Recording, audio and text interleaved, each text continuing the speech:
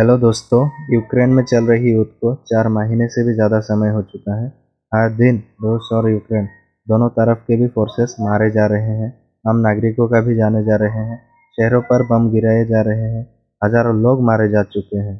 रूस पर लगाए गए आर्थिक प्रतिबंध, रूस के अंदर चल रही युद्ध विरोधी प्रदर्शन, टर्की इसराइल समेत कई देशों की शांतिपूर्ण बातचीत नाकाम रही इस युद्ध को रुकवाने में।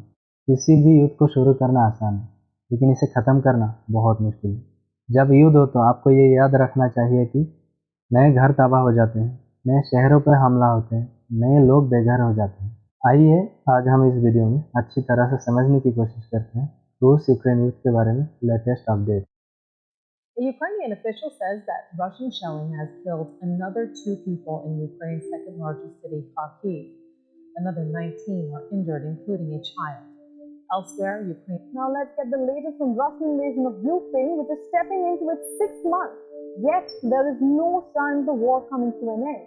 While Russian forces are said to be making a renewed push towards Ukraine's capital, Kiev, satellite images show a large Russian convoy which had been stalled.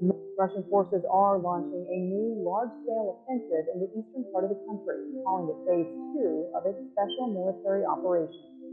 Russia has gained complete control of 7 cities in Ukraine, and one of them is the Ukrainian port city of Mariupol. The siege has left thousands of people dead and has forced many of the people to flee. Vladimir Putin was about to attack and said he had no such plans. That fiction now utterly exposed. Russians arrived in Ukraine's southern port city of Kherson a few days ago. Today, Ukraine के शहर बोचा को 12 मार्च 2022 में रूसी सेना ने कब्जा कर लिया। 31 मार्च तक भीषण लड़ाई के बाद यूक्रेनी सेना ने फाइट बैक करके रूसी सेना को पीछे धकेल दिया। रशियन सेना के वापस जाने के बाद जब यूक्रेनी अथॉरिटीज ने वहां पर पहुंचा तो इन्होंने देखा कि सड़कों की दोनों ओर लाशों की लाइनें लगी पड़ी हैं। 100 से ज़्यादा लाशें सिविलियंस की एक लाइन पर लगाए गए हैं। निहत्थे लोगों को बंधक बनाया गया। 12 से 14 साल की उम्र की लड़कियों से बलात्कार करने का भी आरोप है और 31 बच्चे समेत 1300 लोगों की डेड बॉडीज वहां से रिकवर किया गया। इस इंसिडेंट का नाम दिया गया है बुचा नरसंहार और कहा गया है कि यहाँ पर बहुत ही ज़्यादा वॉर क्राइम हुआ है। यूक्रेन के राष्ट्रपति व्लादिमीर ज़ेलेंस्की का कहना है कि रशिया ने यहाँ पर जो किया है वो किसी जेनोसाइड से कम नहीं और इस नरसंहार को अंजाम देने में 10 रूसी मिलिट्री कमांडरों का हाथ है। यूक्रेन की सैन्य अधिकारियों ने 10 रूसी सैनिकों का तस्वीर और नाम जारी किया है और कहा गया है कि इन्होंने यूक्रेनी नागरिकों के ऊपर बहुत ज़्यादा वॉर क्राइम किया है और इसे डेस्पिकेबल 10 कहा गया है, यानी खूनी दरिंदे। आमतौर पर जब युद्ध होता है तो वो दो सोल्जर्स के बीच होता है, लेकिन यहाँ पर सिविलियंस को भी बेरहमी से मार दिया गया है और इसे ही वॉर क्राइम कहता है। और रशिया को जब पूछा गया इस बारे में तो उन्होंने इसे डिनाई कर दिया और सारी ब्लेम यूक्रेन के ऊपर ही डाल दिया। आइए आप जानते हैं कि इस इंसिडेंट को लेकर बाकी दुनिया का क्या कहना है। चाइना और इंडिया जो इस युद्ध में पूरी तरह से न्यूट्रल स्थिति में थे, इन दोनों देशों ने भी इसका कंडेम किया और इंडिया के परमानेंट रिप्रेजेंटेटिव यूनाइटेड नेशन में इसका कंडेम किया और एक इंडिपेंडेंट इन्वेस्टिगेशन की मांग की।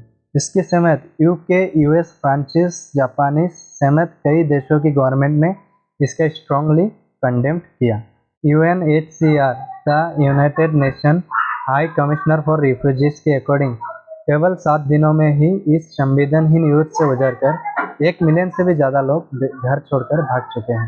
संयुक्त राष्ट्र यूएन का कहना है कि रशिया का यूक्रेन पर आक्रमण के बाद से अब तक कम से कम 12 मिलियन से भी ज़्यादा लोग घर छोड़कर भाग चुके हैं। इनमें से 5 मिलियन लोग दूसरे देशों के लिए रवाना हो चुके हैं, जबकि 7 मिलियन लोग यूक्रेन के अंदर ही विस्थापित माना जाता है। यूक्रेन के इन 6 बड़े शहरों को रूस ने अपने कब्जे में ले लिया है, जिनमें है Donetsk, Donbas, Kharkiv, Kherson, Mariupol और जापोरिजिया।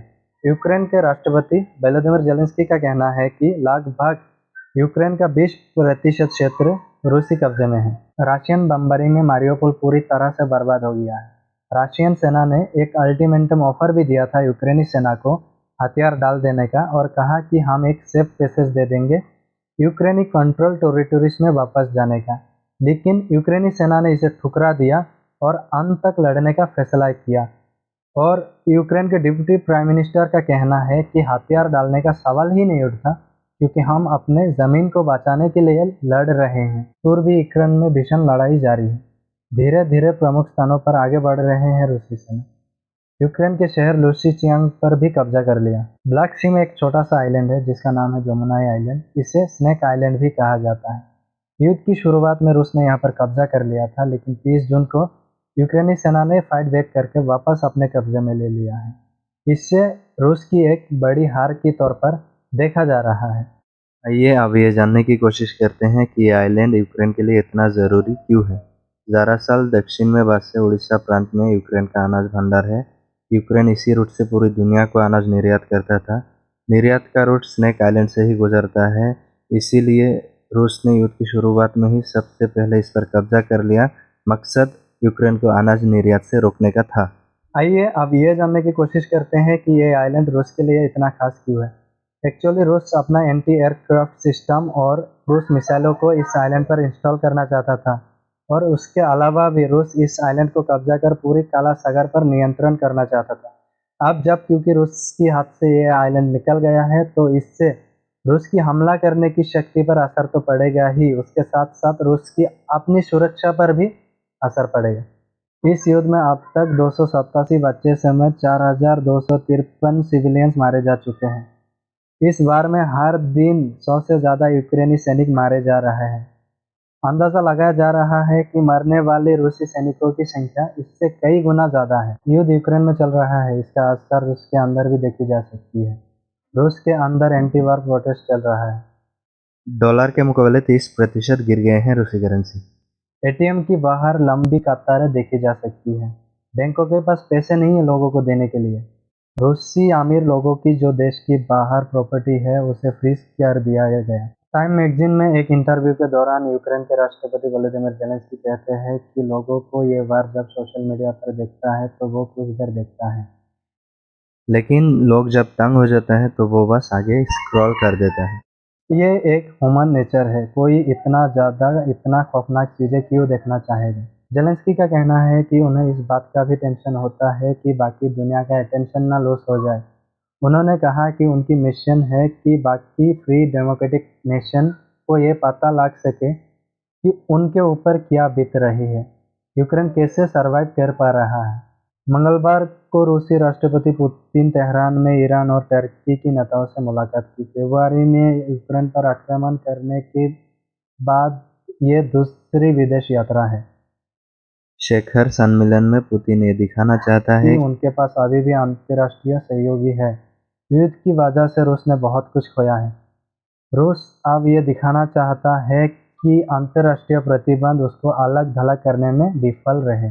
पश्चिमी गठबंधन के एक प्रमुख सदस्य होने के बावजूद भी टर्की ने मॉस्को के खिलाफ अंतर्राष्ट्रीय प्रतिबंधों में शामिल होने से इनकार कर दिया।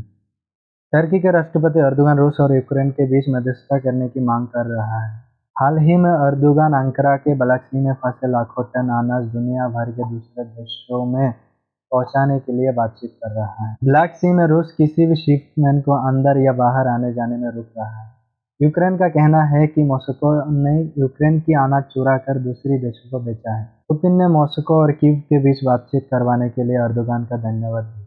उसके बाद में रूसी राष्ट्रपति पुतिन पत्रकारों से कहा, यदि रूसी अनाज को निर्यात के लिए हवाई वितरण से संबंधित सभी तरह के प्रतिबंध हटा दिया जाते हैं तो मॉस्को भी यूक्रेनी अनाज को दुनिया भर में निर्यात करने का सुविधा प्रदान करेगा। मंगलवार को यूक्रेनी फर्स्ट लेडी अमेरिकी सदन को संबोधित करते हुए उन्होंने और ज़्यादा हथियारों की मांग की। उन्होंने कहा कि इन हथियारों का मांग मैं इसलिए नहीं कर रहा हूं कि इससे किसी और की ज़मीन पर युद्ध छेड़ा जाएगा, बल्कि इससे किसी का घर और उस घर में जिंदा रहने वाले लोगों के अधिकारों के लिए इस्तेमाल किया जाए। उम्मीद करता हूं कि आपको ये वीडियो इन्फॉर्मेटिव लगा होगा। मिलते हैं अगले वीडियो में। बहुत बहुत धन्यवाद।